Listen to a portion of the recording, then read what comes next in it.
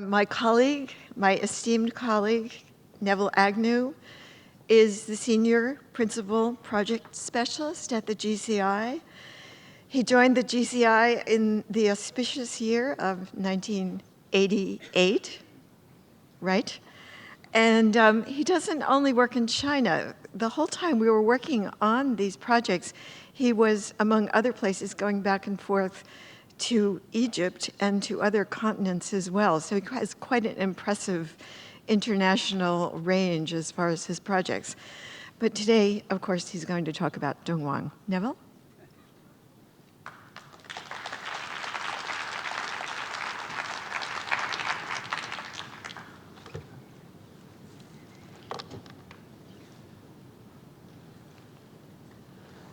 Thank you very much, Marcia. My theme is deterioration, damage and loss, both natural and human, and its slowing, not its reversal or restoration, which is actually, strictly speaking, impossible from a conservation point of view, from any other point of view as well. But although I cover much of the same ground as has already been covered by Director Fan and Guolong Lai and will be covered by Director Wang Xudong shortly, maybe I'll get a slightly different perspective on our work and our collaborative work at Dunhuang over the last decades. This slide shows the site looking to the south. And I want you to note, particularly on the right-hand side of the slide, that slope, which is an erosional slope between the cliff face in which the caves are cut and the plateau above. That's caused by the constant flow of sand, wind-blown sand over the surface, over the edge of the cliff. And it shaved it down and down and down. And you'll see the consequences of that later on. But let's start with the inevitable consequence of abandonment over time. One sees how the world deteriorates, and in this Stein's 1907 photograph shows the result of centuries of abandonment and neglect at the Dunhuang site. You've seen variants of this image already. This must surely represent the lowest point in the life of Mogao, though there were still additional tribulations to come, as when the Russian refugees arrived in the early 1920s and occupied the caves. They caused great damage due to fires and soot in the caves. Some caves were actually incinerated. They weren't just soot covered, they were literally burnt. This was not necessarily an act of deliberate vandalism. On the contrary, it was very cold. The climate's extreme. This is the 1920s. It would be another 20 years before the tide effectively would turn in favor of preservation of the site. I won't mention the story of Wang Yuan-Lu again. It's too well known to all of you here to recount. But less well known, perhaps, than the sale of the manuscripts to Stein and Pelliot and others are his attempts at reinvigorating the site as a religious one. These are photographs, comparative ones, from 2011 and 1908 on the right. And you can see whether it was Wang, the Taoist priest Wang Yuan-Lu's work on the left or not, we don't know, but some time between 1908 and 2011, when the photograph was taken, this type of intervention was undertaken, and now it has some historical relevance, and so I imagine will not be removed by the Dunhuang Academy. So this is what happens as well in this photograph, although Wang Xudong has pointed out to me that the photograph on the right, the early one, might have been taken between the statues and the wall paintings. That's not known, but I think that's not quite correct. Now, the point here is that this attitude is not unique to Dunhuang. Religious buildings, churches, temples, are frequently viewed through one lens only. And there are many instances today where religious sensibilities trump authenticity, and where restoration is undertaken without regard to historic truth.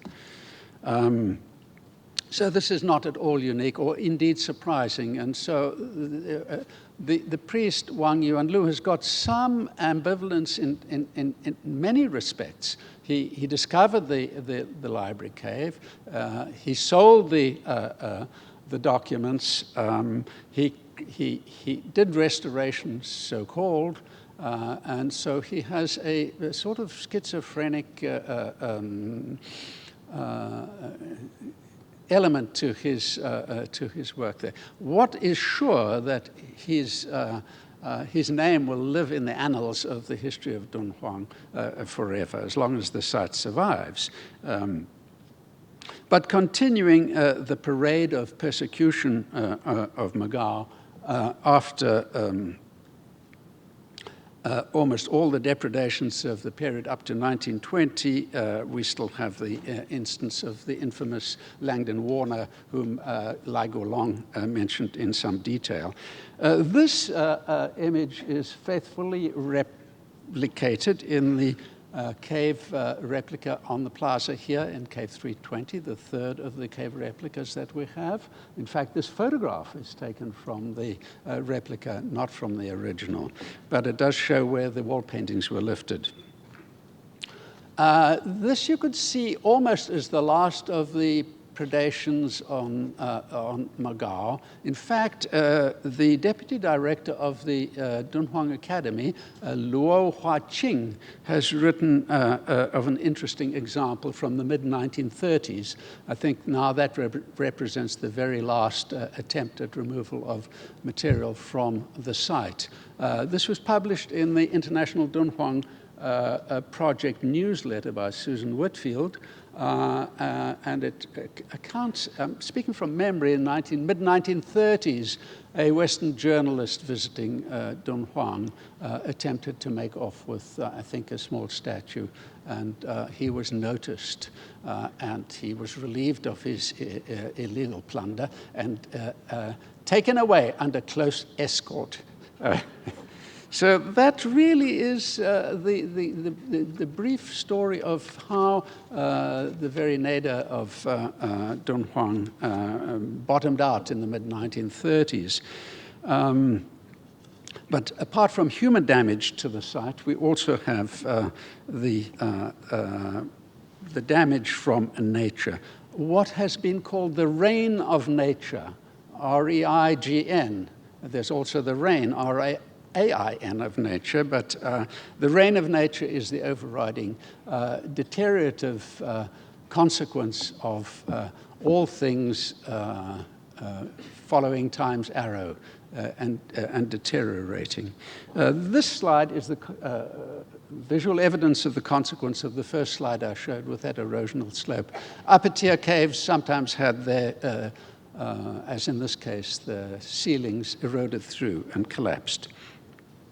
This is a problem that has to be solved, has been solved quite effectively through an intervention that we developed with the Dunhuang Academy to seal the cave in an aesthetically pleasing way and an effective way.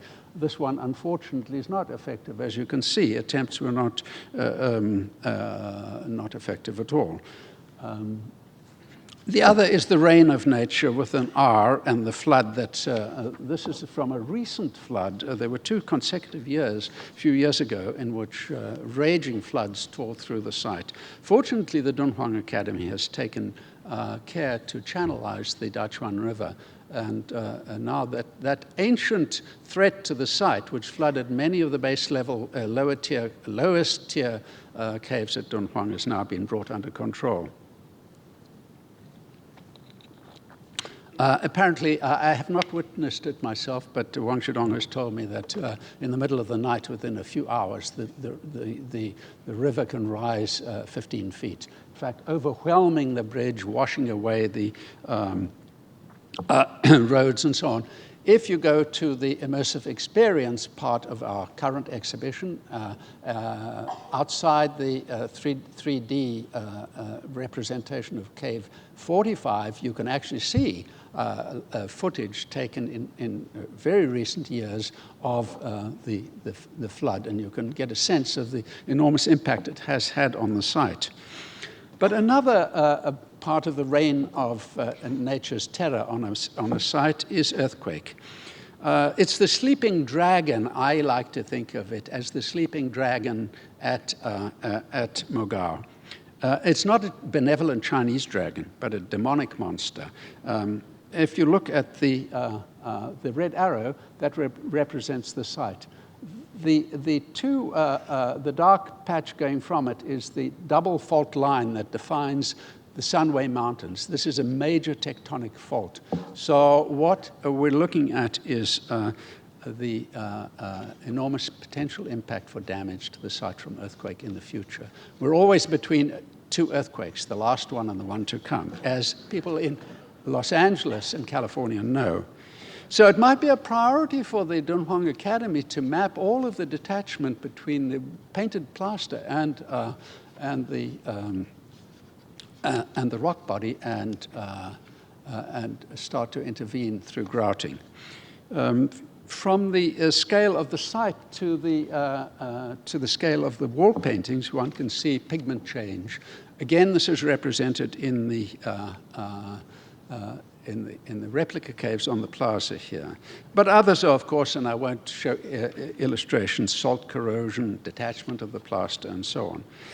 We can say that with the foundation of the Dunhuang, what was to become the Dunhuang Academy in 1944, the upward trajectory of the site towards preservation to what it is today began with Changshu Hong. This is a photo montage that was taken, as you can read there, made in about 2000.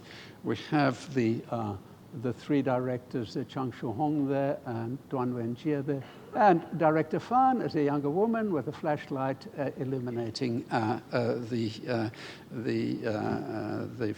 future need of the site. Others are the villainous, where is he? Is that Langdon Warner there? Yes.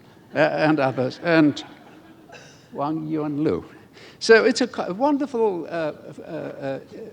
illustration of the beginning and the consequences of the work of Changshu Hong. Of course, you know, as you've seen the early 1963 work of the Academy to start the physical stabilization of the site. So truly, Changshu Hong and his successors were the visionaries who saved the site. Today, the site looks like this. It's stabilized with concrete facade. And in the late 80s, as others have mentioned, notably Lai Guolong, the Getty started working with the Dunhuang Academy. And our method was really based upon the preservation of the values of the site, the significance under Chinese law of artistic, scientific, and historic values of the site, and preserving them. In other words, all interventions on the site should endeavor not to harm any of those values. They're all of great importance. Social value is another one. We developed a set of guidelines at national level with the national authority in China, which really have been the guiding precepts of our work in China. In order to translate these China principles, as we call them, into reality, we undertook with the Dunhuang Academy the project for the conservation of Cave 85 that's been mentioned already. It was a 10-year project of study, diagnosis of causes of deterioration, beginnings of testing for methods of intervention, and where do we go from here? Sorry, I think I skipped one. And finally, the actual treatment itself and the viewing platform with the interpretive panels, which has been quite a success, together with the LED lighting. But there have been other problems that arose because of that pernicious salt that exists and cannot totally be removed from the walls and the wall paintings. We've published this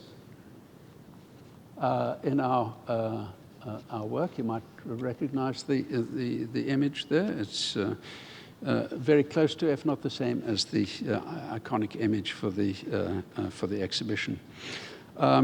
And Director Fan has also mentioned the problem of growth in visitor numbers from a small number in the 1970s to well over 1 million now. This only goes to 2011, but the trend is quite clear. It shows blips downwards when you have something like SARS, if you remember, in the early 20s, but it rapidly recovers. Other blips downwards are the economic downturns and so on, but the upward trajectory is inevitable. And China is the largest tourist market in the world today, by far. In anticipation of this other new emerging threat, which is a social and a human one and not a natural one, we of course have undertaken studies, as you've seen already, to develop a carrying capacity for the site. And this has been implemented. You've also seen this image, the new visitor center, which has been a brilliant move on part of the Dunhuang Academy in siting it off, away from the site and providing interpretive materials there such that you can control and inform the visitor to the caves and really schedule throughout the day the flow of visitors. They come, it's to ensure a better visitor experience. Now, in summary, over the last decades, we've enjoyed an extraordinarily successful and harmonious and collaboration with our colleagues at the Dunhuang Academy. Certainly, it's been for me, it's been an extraordinary experience and one that I value very greatly. And it's culminated in our exhibition here. And indeed, the symposium is part of the culmination of the project. And you can see here on the plaza the crowds that are gathering to enjoy the replica caves. We can't bring everybody to Dunhuang, but we brought the replica caves to Los Angeles. So thank you very much.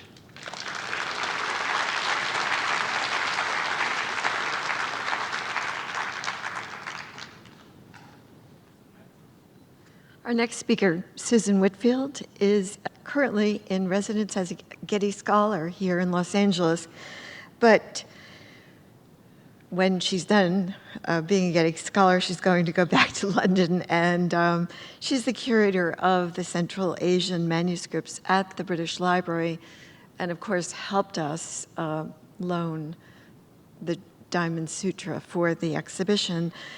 But also, she is the director of this very important resource, the International Dunhuang Project, whose goal is to conserve, to catalog, to digitize, and provide research materials, basically to disseminate knowledge on this important collection of materials on research on Dunhuang. Susan.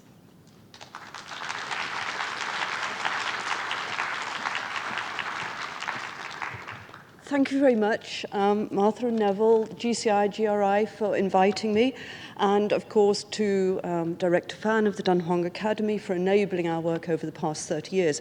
I'm going to speak very fast because I've got 20 minutes and a lot to say in it, so excuse me, and I will raise points that I hope we can perhaps raise in discussion.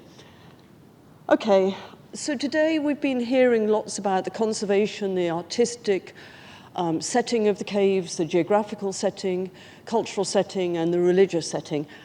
Today I'm going to talk a bit more in my talk about what the material culture of Buddhism can tell us more about the social and economic situation of Dunhuang in its landscape at the time.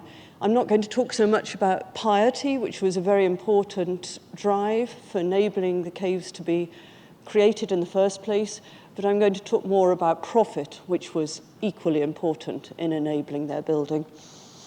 Okay, we've all seen maps. There's a Silk Road, land, sea routes all over Afro-Eurasia, and this is the area that we've talked about before with Dunhuang in the Hershey or Gansu corridor to the east, a very important branch of the Eastern Silk Road. Now, Buddhism, of course, is traditionally thought to have come along to the Tarim Basin and to Dunhuang, which is up here, through northern India, where it arose in the 5th and 4th centuries BC. In fact, that took several centuries. This is a map done by Matthew Cholik in Australia, showing clusters of monasteries, and it shows very well the movement of Buddhism up through North India, Central Asia, and around the Tarim, and then down the Hershey corridor and into China. These are cave temples, monasteries, stupas, other architectural features. And if we look, I'm going to look today at two architectural forms. The stupa, which was originated as a place to house the relics of Buddha, his finger bones, his teeth, and there's many of these reliquaries around the world still. Famous one, for example, at Kandy in Sri Lanka, where there are major processions every year and festivals. Later, its function widened so that it housed relics of saints, of other important people. It marked important places. But these would have been dominant features in the landscape, much as medieval cathedrals are dominant features in the European landscape. They'd have risen above the domestic architecture. This is plain, but you have to use your imagination. They would have been plastered, often painted, gilded, and adorned. And I'm going to talk a bit more about that in a moment. This is at Sanchi in northern India, dating from about the 3rd century BC. So we see the stupa, see this architectural form, along with the cave temple that we've discussed already. Also, 4th, 3rd century BC. This is at Ajanta in western India, the cave temples, Buddhist cave temples at Ajanta. So already by the 3rd century BC, we see these two major Buddhist architectural forms. But in fact, although they move northwards into Central Asia, it's not really until the rise of the Kushan Empire in the 1st to 4th centuries AD that we see a real movement of Buddhism across into the Taklamakan, into the Taklamakan, Tarim Basin, and thence to the Hershey corridor. So the Taklamakan is here, and here you have the Pamir Mountains.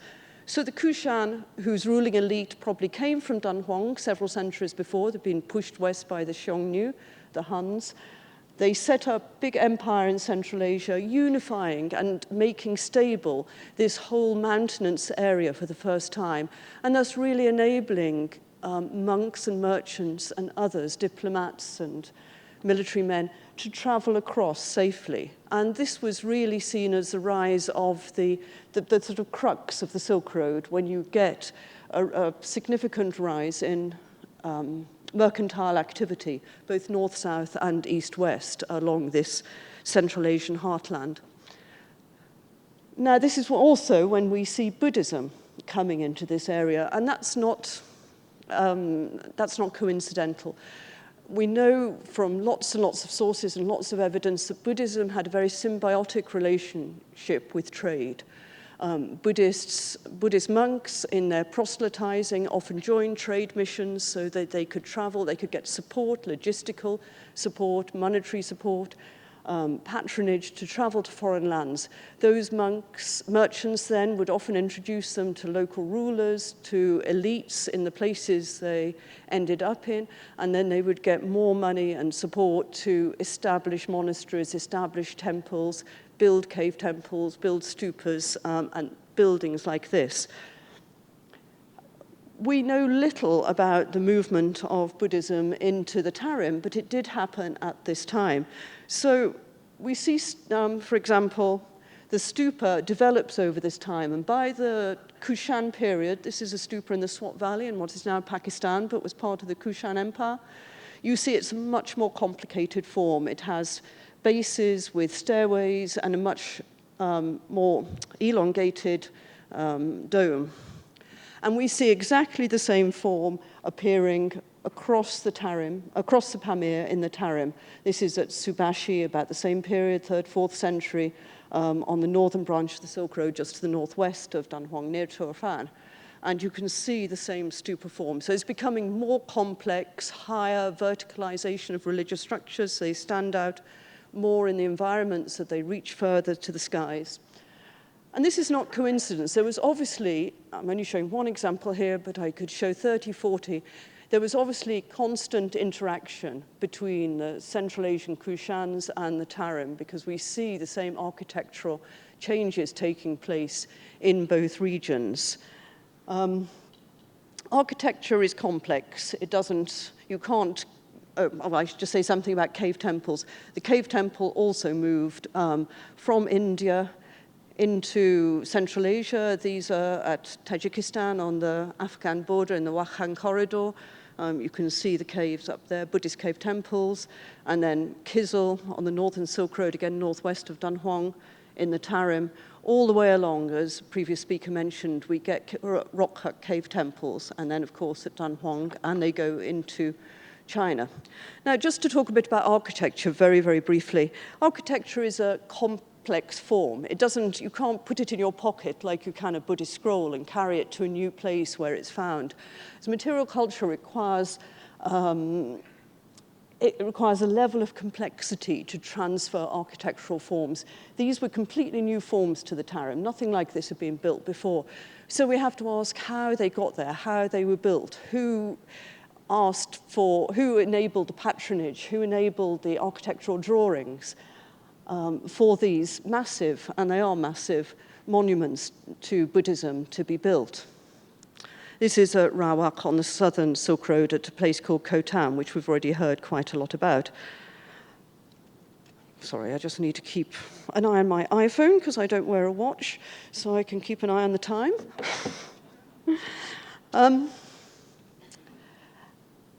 we know again from many sources that it was often monks who supervised the buildings of these structures. And we have stories about monks who would go to foreign lands and they would draw a picture of a stupa in the sand or in the earth and say, this is what we want. And then this structure would be built. Perhaps some of the artisans, some of the architects came with them, or perhaps the local architects just learned by trial and error how to build these new structures. One of the most famous examples is Xuan Zang, and we've heard lots about Xuan Zang so far, the famous 7th century monk who traveled from China to India to collect scriptures. When he returned to the capital of China, Xi'an, Chang'an as then was, he asked of the emperor that a stupa be built in the capital on the model of this great stupa of King Kanishka. Now, we have no idea of what the stupa of King Kanishka looks like because it's no longer extant, but the model, the stupa that Xuan Zang asked to be built is extant, although it's been rebuilt many times, the Greater Wild Goose Pagoda in Chang'an, some of you might have visited.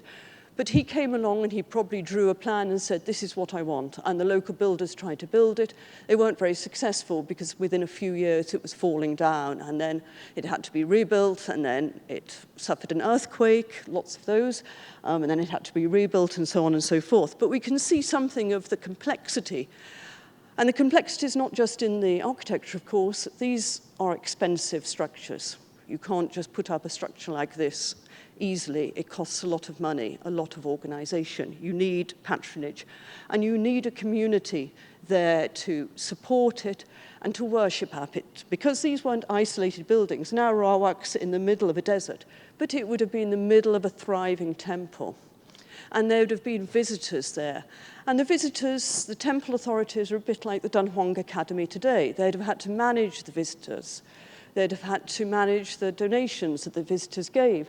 They would have had to look after this structure and made sure it was painted or re-gilded every year. They would have had to raise funds from the local community to enable this work to happen. So we have to see as Buddhism as having a dialogue constantly with the community in which it's in.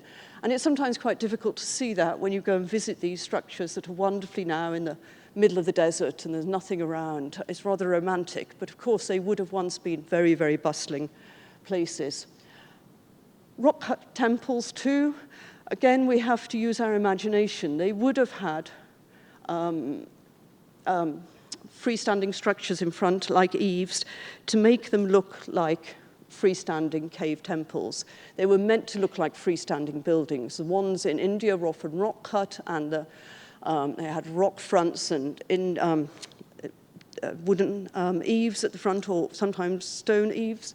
Those in China used Chinese architectural techniques for the front bits, but they would have all had fronts on them like this, so that you thought you were entering a freestanding building, and they would have all been adorned.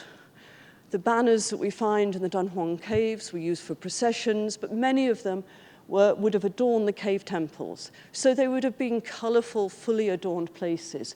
The stupas, too, would have been full, covered, as I said, often gilded, covered with silk and other offerings.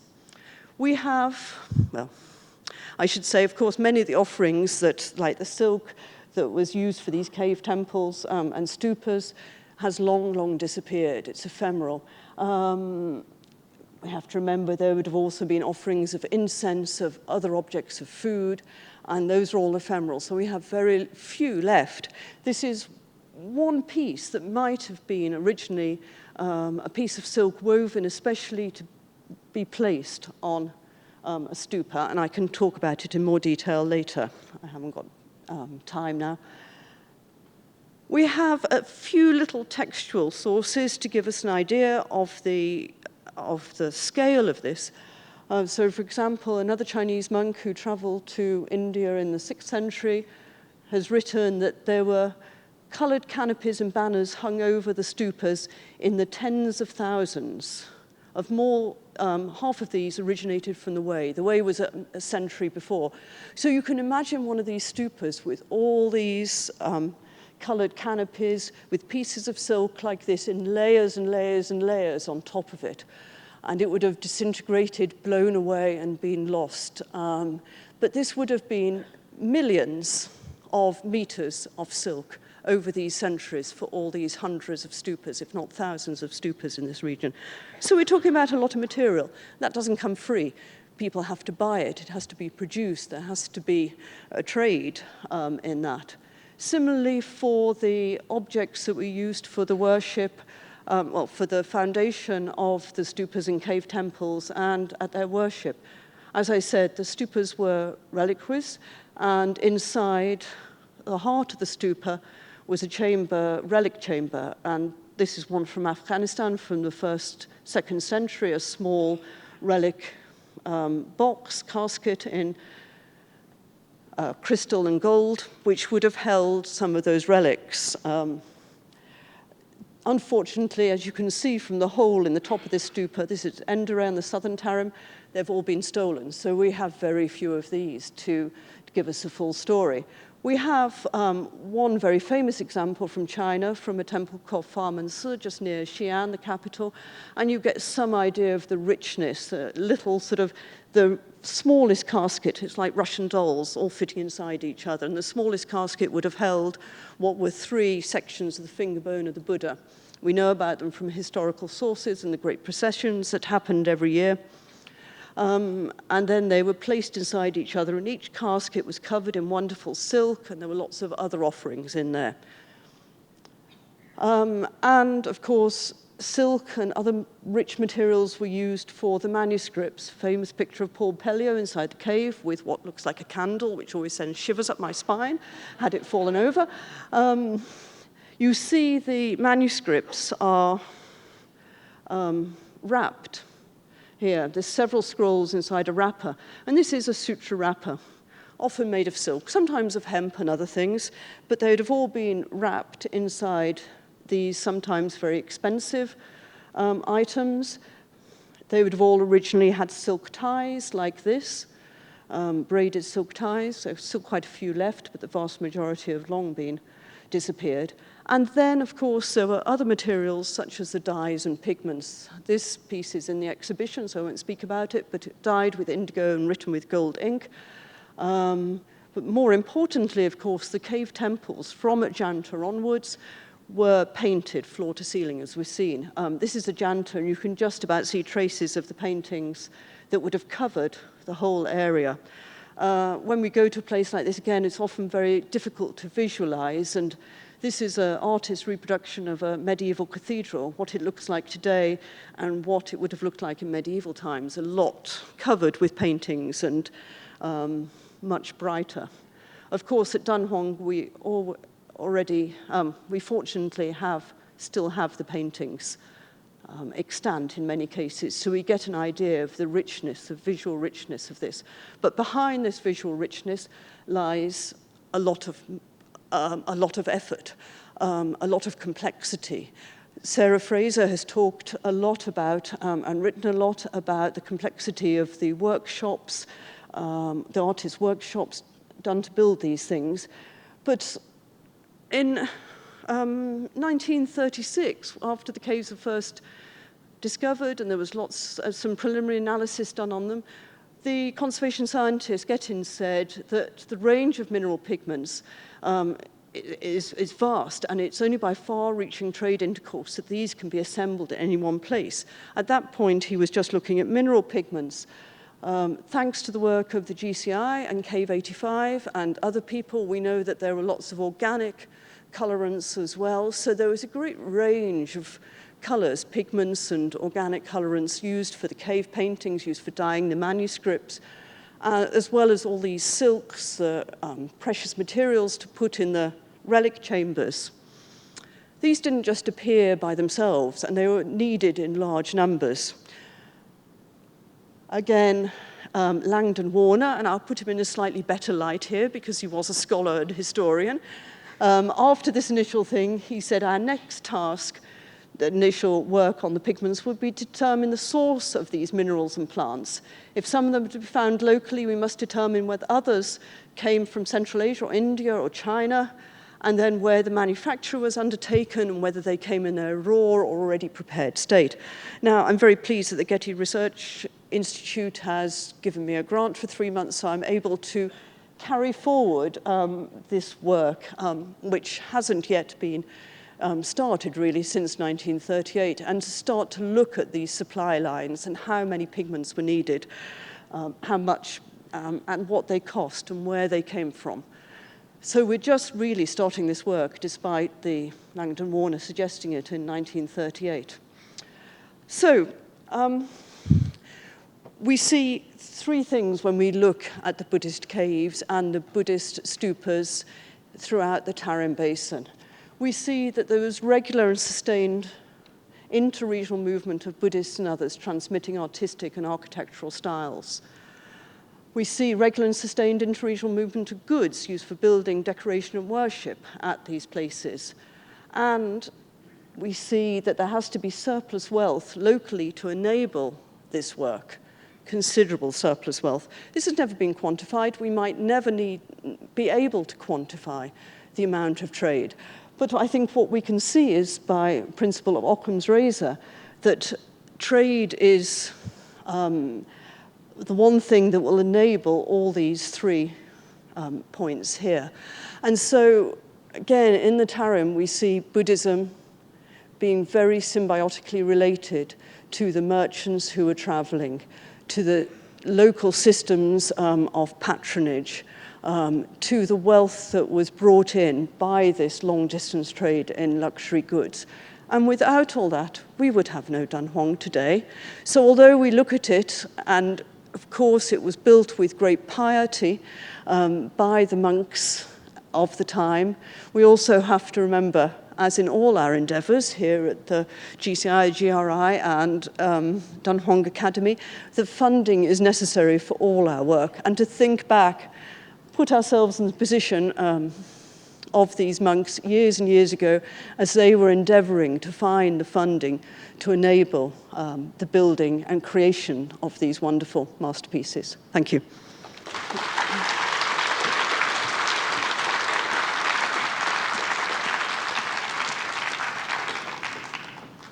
And finally, one of the pleasures of this conference, bringing together scholars and researchers from China, Europe, the Americas, is to have the directors from the Dunhuang Academy here.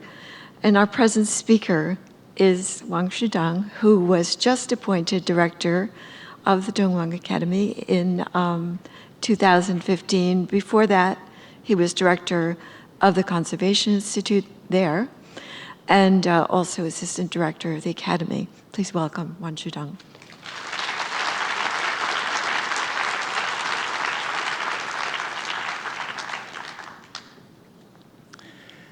Dear friends and scholars, so happy to be here to participate this symposium, as well as in honor of the life and the works of Director Emeritus Fan Jinshi at Dunhuang about 53 years.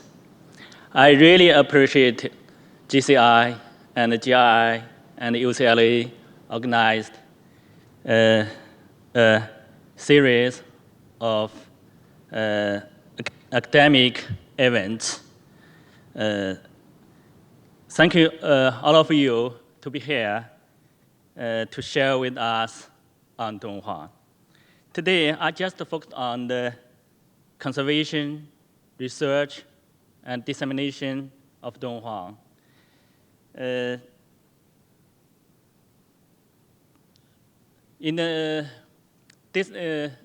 I would like to give the appreciate for the Getty Trust and the Dunhuang Foundation and the Robert Hu Family Foundation and the Lucy Foundation and another supports for this exhibition and symposium.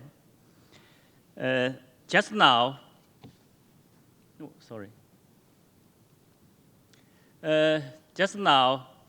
the Professor Rong and Director Fan and another speakers talking about Dunhuang in detail. I don't want to repeat some. I just emphasize 3 points. One is that it was lucky for Dunhuang playing important roles along the Silk Road because it's very special landscape, environment, and geographic location. Second one is that the content of the site in Dunhuang is rich and diversified and is of great value to the world, transcending both time and space. Third one is that Mogao Cave Temples was listed as the World Heritage Site, with the site meeting all 6 culture criteria in 1987.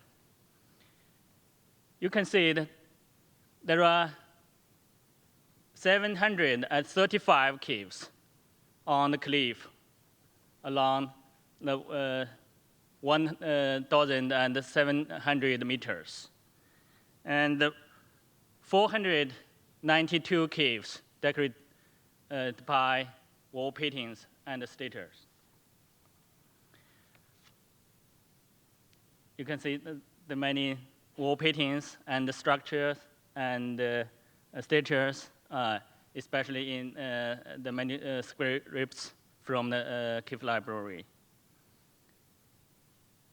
There's somebody called it's the museum on the wall.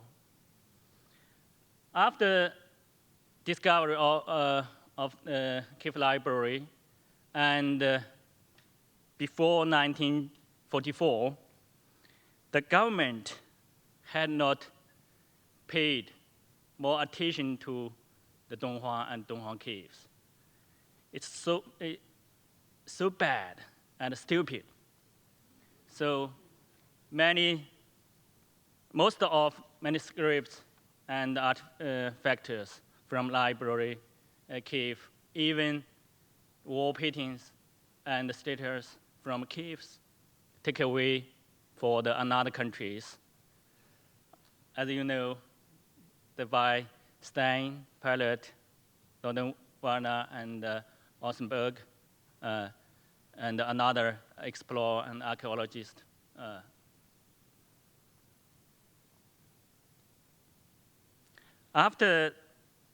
In 1944, the central government established National Institute on Dunhuang Art. To be the founder and first director, Chang Shuhun and his colleagues devoted the conservation, research, and the replica of wall painting and statues, and even disseminations. In the past 7 decades, 3 generations of Mogao presented Chang Shuhun, Dai Wenjie, and Fan Jinshi have been work hard and make the great contributions to the Dunhuang Caves and the Dunhuang Academy. It's an amazing photo. We can find 3 directors, Chang Shuhun, Dai Wenjie, and Mrs. Fan. So at that time, I was not born. After 2 years, I was born. So it is so lucky for me to join this team to do some work for the conservation and dissemination. The Mogao Caves has been fortunate enough to gain support and interest. This particular being the case since the 1980s, when Dunhuang Academy began undertaking many collaboration with China and internationally. Until now, we have had the many international projects with GCI, Mellon Foundation, Dunhuang Foundation, and Northwestern University, and Illinois University, and in America. And we have another collaborative with the Tokyo University of Art, and the Tokyo Institute of Cultural Property, and Osaka University in Japan. And we also had a collaboration project with the Australian Commission, Heritage Commission, and the Cottard Institute of Arts, and the French National Library, and another international institutions, including the British Library with Susan Whitfield. Of course, almost the projects focus on the conservation and the digitalizations. The Dunhuang Academy at Getty Conservation Institute have collaborated in an extensive range of projects in a number of fields, such as environment monitoring, wall painting, conservation of Cave 85, and sand control, and visitor carrying capacity, and the right master plan and the management of the Mogao sites.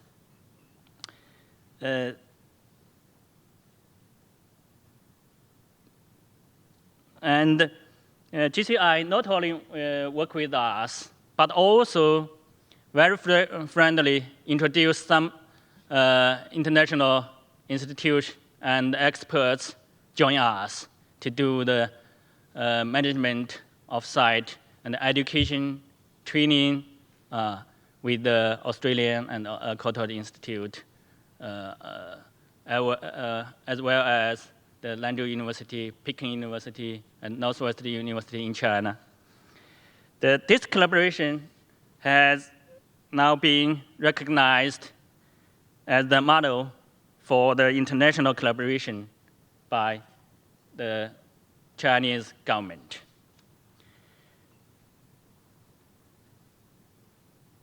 The way nowadays, Dunhuang Academy has developed into the comprehensive academic research, site conservation, and the management organizations.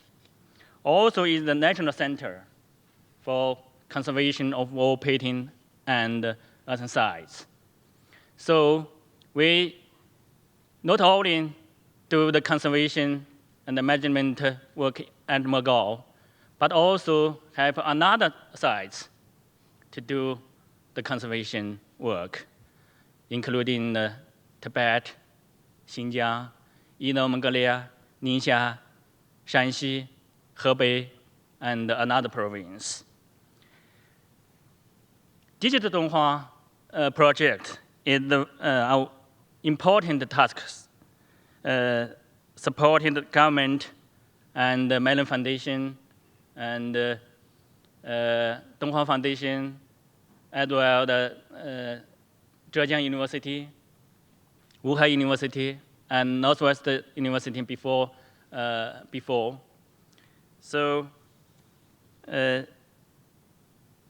and Microsoft also support us to make the special camera to do the status and very narrow caves for digitalizations.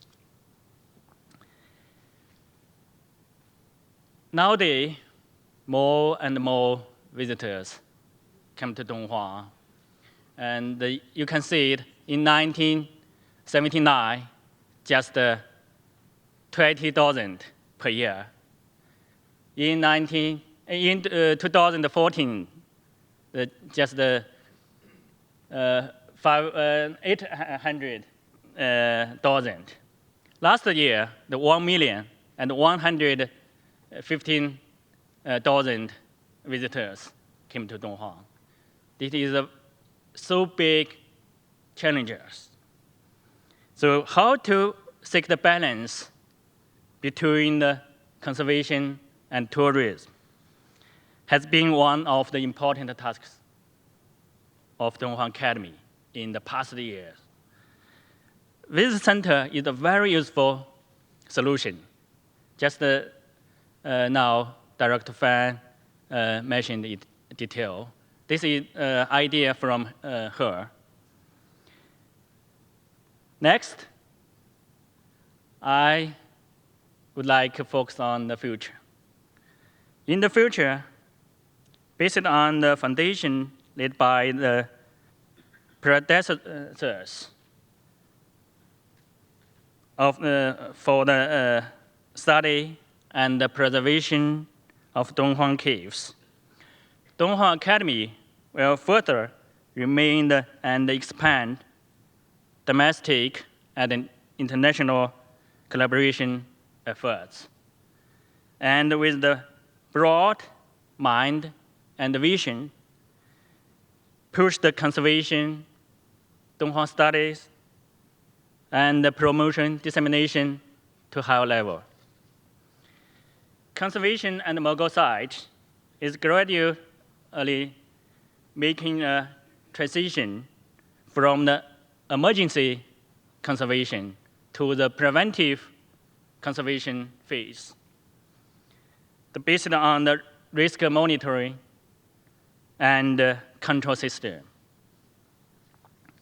We are also on the theoretic study, applied research, and conservation of wall painting and earthen sites, as well as conservation philosophy.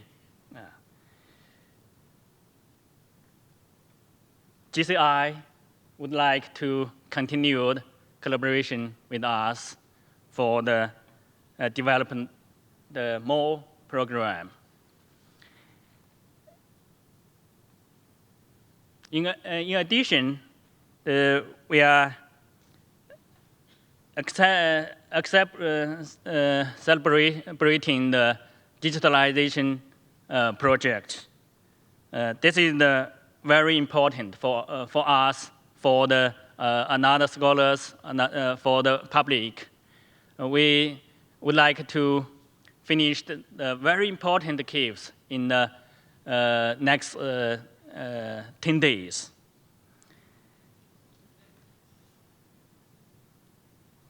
In the Dunhuang studies field, we plan to full share and open up our digital resources to academics, both at the academy and outside.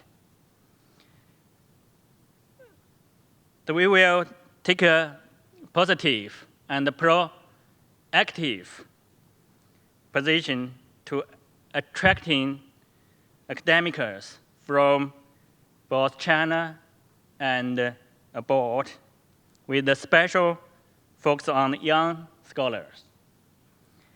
The Dunhuang Foundation would like to support this very important program. We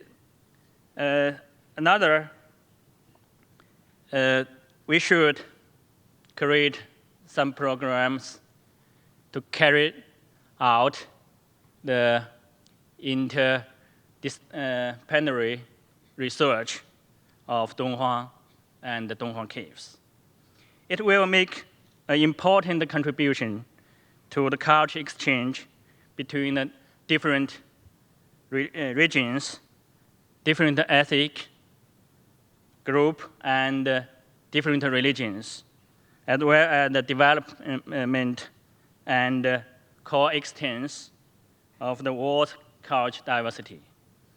Dunhuang Academy will also set us, our scholars, especially young scholars, to the another international organizations, museums, institutes, universities, to study and to exchange. About the promotion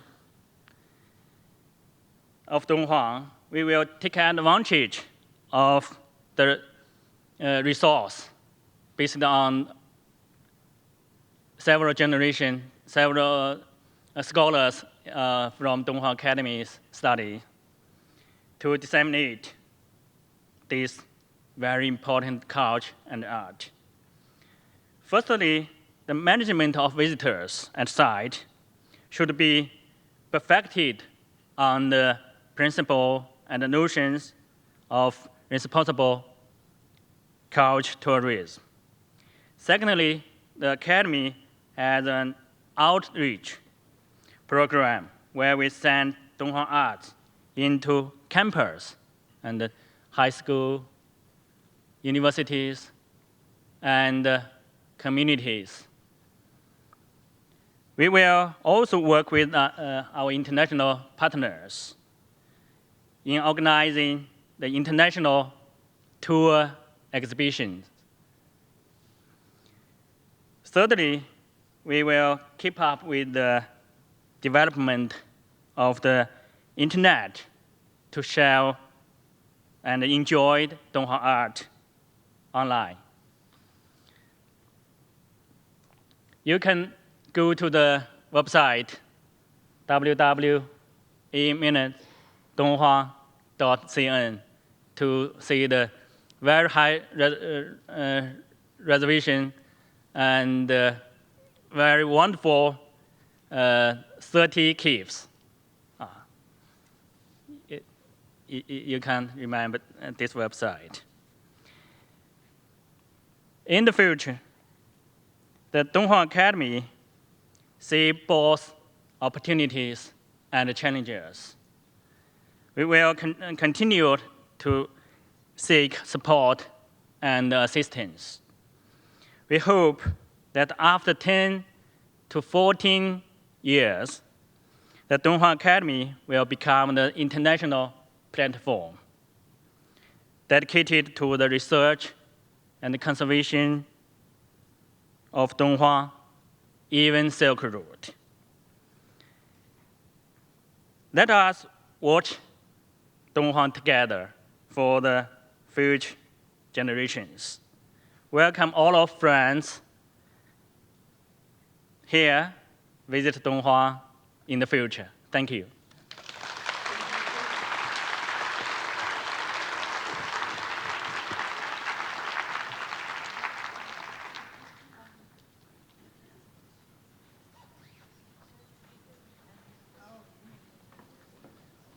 And we have a chance for you to ask Neville and Susan and Wang Xudong questions now, because we do have some time before lunch at 1. And we have microphones, I think? Yes, I'm not seeing them yet, but there will. So please wait for the microphone so that everyone can hear your question.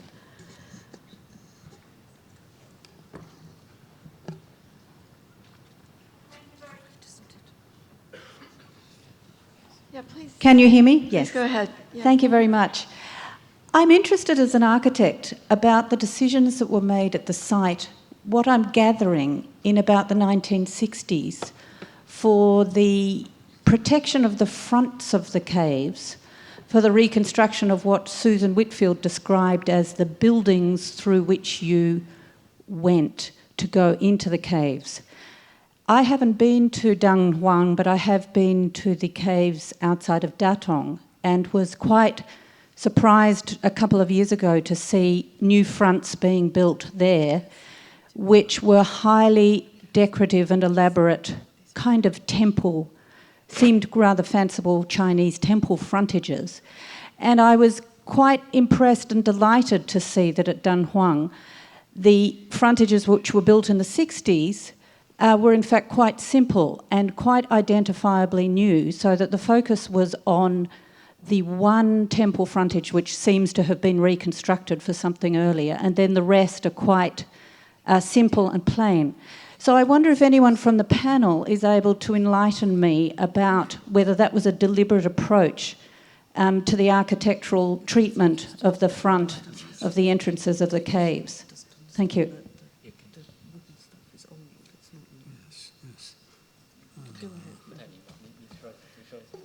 Who would like to take this difficult question? Wang Xudong?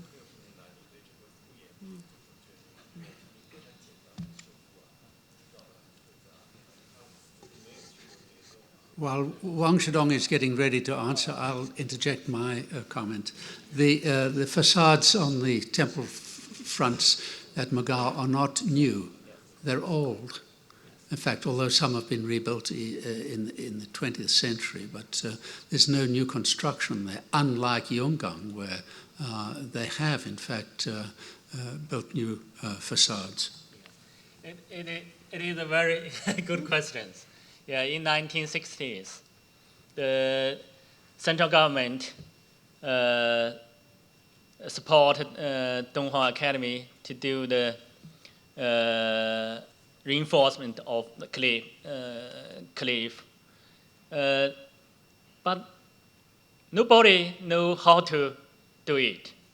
Just one very important expert scholars, that is the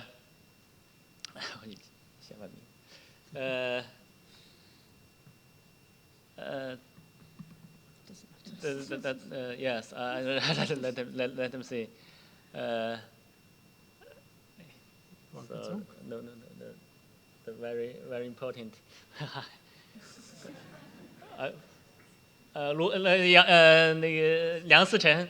Liang Sichen gave the very, very important philosophy. Just the 10 words 10 words. It's the 有若无，实若虚，大智若愚。that is very difficult to translate. Maybe if you can see the wall or another structure, but maybe you can find detail. This is the 有若无，实若虚。It is the very physical structure, but you can feel the nothing. Yeah. 大智若愚 it means very intelligent, but maybe you can feel the very not stupid, no, just very simple. Yeah. So the many engineer and technique really understood what it means, but Dunhuang Academy's staff and the engineer discussed deeply, and now and finally to decide the like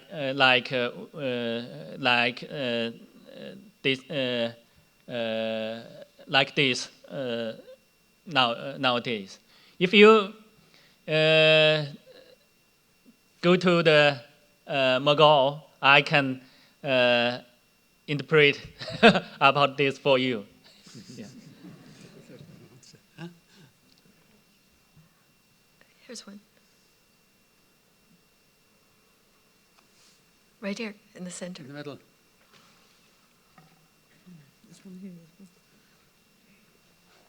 To be a little more proactive. Could you get the microphones ready so that we don't have a delay between? We got it. This one first, then.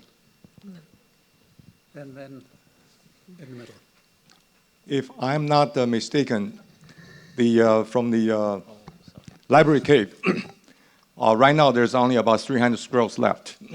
The other 40 or 50,000 scrolls are in various countries, primarily in England and then France, and also in Japan and Russia. And I was quite shocked when Professor Fan told me during the night of the ceremony that all the good pieces are really not in China, are really in all the other countries. And when I asked her, and so the question I have to the panel and also maybe to Professor Fan is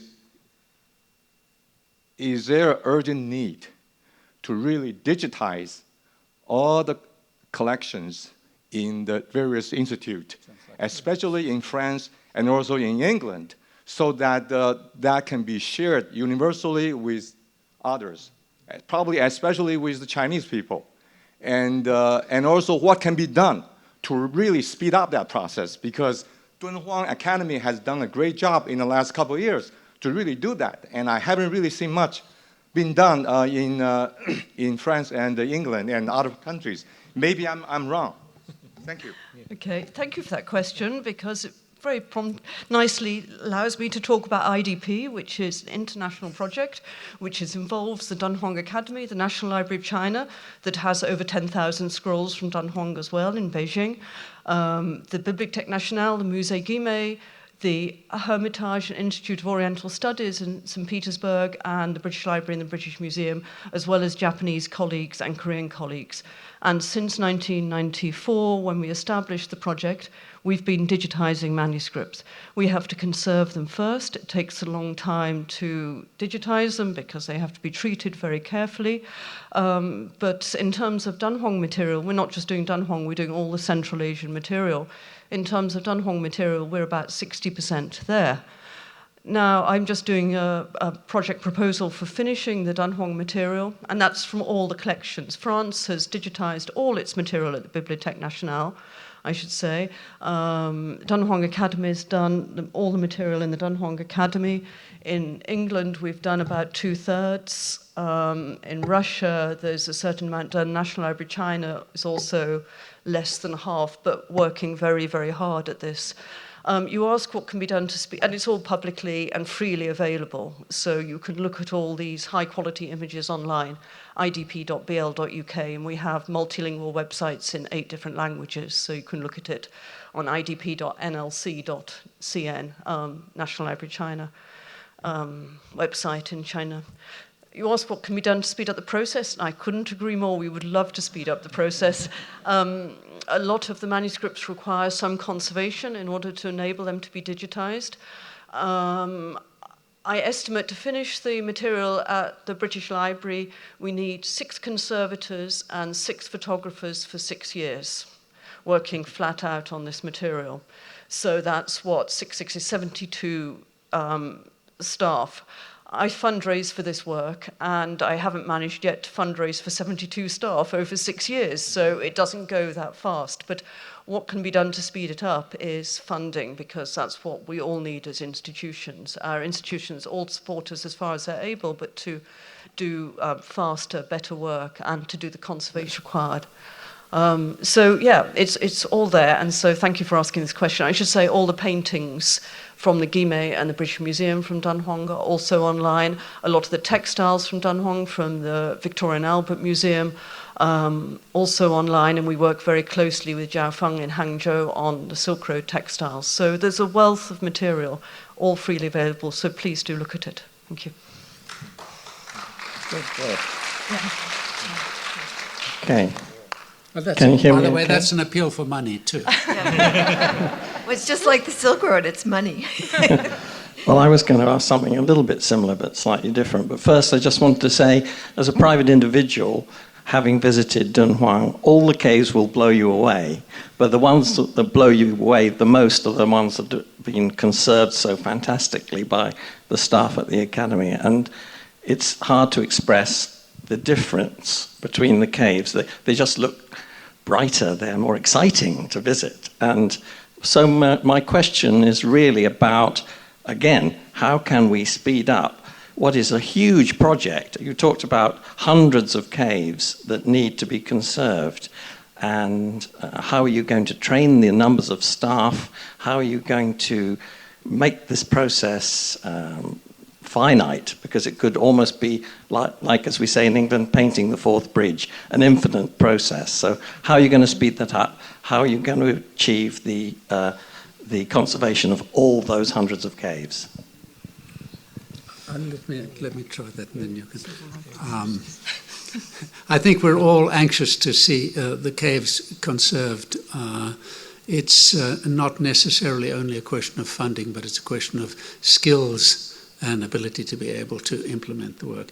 We developed with the Dunhuang Academy a 10-year project to really understand causes of deterioration, to really develop methods of treatment, to really test the materials that were used, and then to implement them. So there's just a limit to the skill set, the number of hands that can be brought to bear in doing in conserving the caves. There's also that wise Latin saying, which I always quote, festina lente, hasten slowly, because if one intervenes too rapidly, as has been the tendency in many parts of China and elsewhere, to fix things, it's almost surefire recipe for later problems and disaster. So we really need to be cautious and measured and take our time to do the conservation work at the caves. Yeah. Actually, the central government and the provincial government paid more attention to the Dunhuang caves and give us the big money to support the conservation and another things. But it is very important of the intelligent, talent staff to do the conservation and management work. So we need to get the fund to support the education and the training. This is very, very, very important for every science organizations, but also for the Dunhuang Academy. The Dunhuang Academy in the past years, Dunhuang Academy focused on the staff education, educated and the training. So in the future we'd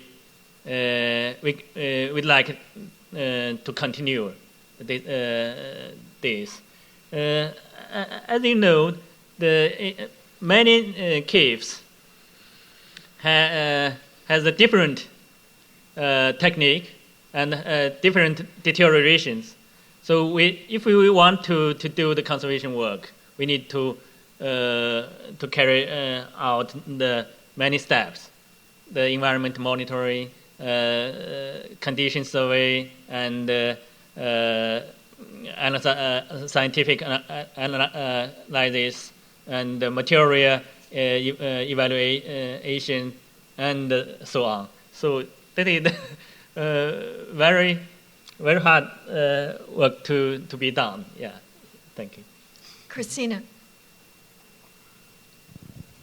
I want to thank all the speakers for a wonderful presentation you gave, and also I have visited the International Dunhuang Project many times before the Dunhuang exhibition. I just want to thank Susan for your wonderful work, and also Wang Yuanzhang, Dunhuang Academy, the digital cave is fantastic. It gave me a lot of education because we didn't go. My husband and I, we're going to go with Marcia in September. My question is, as a person, since I have seen all the digitized things, and I have something foreign in my head, and I get so much education, I have to confess, after the opening 2 weeks ago, when I first time saw the Diamond Sutra, 金刚经, 只有2页. What happened to the rest of the panels? And I was really hope that I can see the last panel, because that is the one that he is memorized his parents, and it has Zhenbao, Zhenguan, Tang Dynasty. It was just I really wish that I can see the real text, dream come true. So my question to all the panels is for the museum displays, especially for the manuscript and the Paleo 4524. It's such a emotion, things you tell in the story. Is there a way that after you digitize those things, how are you going to change so for us we can see things differently? Just a point about the Diamond Sutra and the panels. Yes, we only brought 2 panels. Diamond Sutra was originally a scroll like everything else, and we've carried out a 10-year program of conservation because it had linings, inappropriate linings, put on during the 20th century. I should say a lot of our conservation work for all of us, I think, is undoing work that was done in the 20th century, obviously with the best intentions. Conservators did the work they thought was good at the time, but techniques change and we do as little intervention as possible. So the past 10 years, we've been removing the inappropriate linings off the Diamond Sutra and letting it rest. And this was completed a few years ago, but it's still in separate panels and it's just resting at the moment. We've had it all on display at the British Library over the past year and a half, but the end panel had to, because it was on display quite recently, had to stay back home and rest for a little longer and go back into the vaults. All the manuscripts at the British Library and at all our partner institutions can be viewed in our reading rooms by scholars, and we get regular scholarly visits. So you can come, make an application and look at that material, and we do attempt to put it on display as much as possible. So, but obviously with 50,000 plus manuscripts from the Dunhuang Cave, it's a bit difficult to find exhibition space for all of it. It is digitized, by the way, so you can see the colophon. I think this has to be the last question because we're heading towards lunch now. So, Chris. Okay, great. So I'd be somewhat remiss not to mention the Dunhuang Foundation. The Dunhuang Foundation in the United States is an organization that's been developed to really help the Dunhuang Academy with their strategic initiatives and help organizations like the International Dunhuang Project that Susan Whitfield heads. So I'd actually invite any of you to go onto the website, thedunhuangfoundation.us, to see if there are ways in which you might want to support. But also I think we could use this as an opportunity for both Susan and Director Wang to very quickly mention some of the projects that we've helped them with. So for Susan, maybe the conservator, or Director Wang, the conservation training program, because I think that those are two areas that really, this is a huge impact that this is having on the future of Dunhuang studies and also the way in which people can access material. Yes, thank you very much, Chris, for that. The Dunhuang Foundation, as I said, we're very reliant on the generosity of external funders for most of our work, and we recently received a generous grant from the Dunhuang Foundation to employ a conservator to train with one of our experienced conservator in scroll conservation, and she's currently working on the Dunhuang scrolls, and she'll be working for the next year and a half, and I hope after then we'll be able to find further funds to continue her work and for her to pass on her skills to another generation of conservators. And this is a vital part of our work, and we very much appreciate the support. Yeah. In the future, we just focus on the conservators' education and training, like Kyoto, GCI, and Lanzhou University, Peking University, which Dunhuang Foundation support us to get the funding. But also, we would like to focus on the Dunhuang studies and the Silk Road studies, the exchange, scholar exchange. We would like to develop the young scholar exchange to Dunhuang, to workshop, to do the workshop, seminar, and to exchange the knowledge and to do the interdisciplinary research from different culture, different background. Yeah. So this is very important for the future. That Dunhuang, in the ancient time, Dunhuang is the very close. Now we need to get the international scholars, especially the young scholars, to join us to study the Dunhuang and to disseminate the another countries for the development of the world culture diversity. Thank you.